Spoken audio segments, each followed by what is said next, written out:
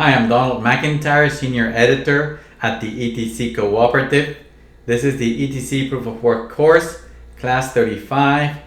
Proof of Work must be attackable to be secure. In the previous Class 34, we talked about the activity that produces finality and security in general in Proof of Work blockchains such as ETC, which is mining.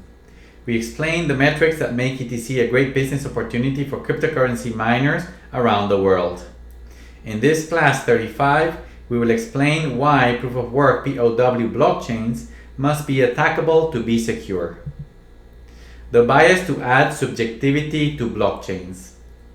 51% attacks on Proof of Work blockchains are actions where dishonest actors accumulate more than 50% of the mining power in a blockchain and use it to delete past transactions in the ledger. The purpose of deleting transactions is to steal property from their victims.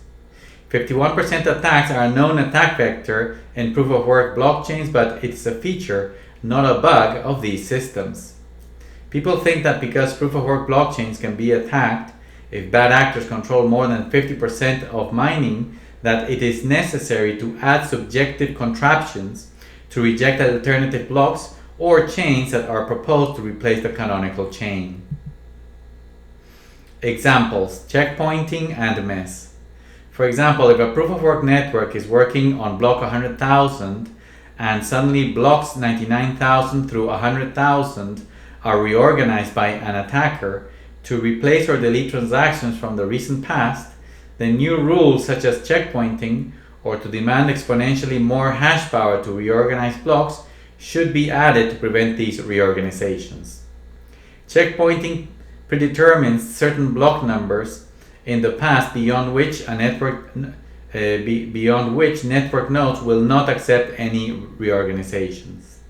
A system such as MESS, modified exponential subjective scoring, makes the nodes reject any reorganization of the chain if they have less than a certain hash power invested in it. But weak subjectivity is bad. However, if this were done, it would put in the hands of humans the decision of which is the correct chain to follow, and the whole decentralization of the blockchain accomplished by the simple verification of the work done, where anyone around the world can join and leave whenever they please with no permission nor checking with anyone else, would be thrown away just to prevent 51% attacks. The original intent of using Proof of Work as a consensus mechanism was to eliminate any subjectivity precisely to enable complete decentralization of the system. If nodes who are joining or exiting and joining again the network had to be checking with other nodes which is the correct blockchain based on arbitrary metrics and markers rather than on sheer computing power, then the figure of the trusted third party would be reintroduced into the system all over again. And 51% attacks are not that important anyway.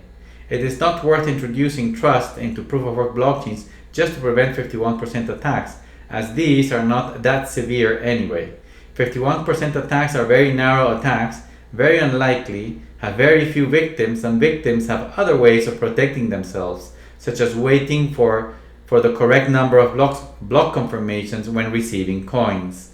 This is why it is not a good idea to add subjective rules to Proof of Work blockchains, and why they have to be attackable to actually be secure, not the other way around.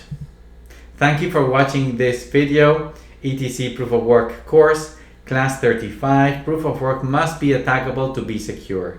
To learn more about Ethereum Classic, please go to ethereumclassic.org. Thank you very much.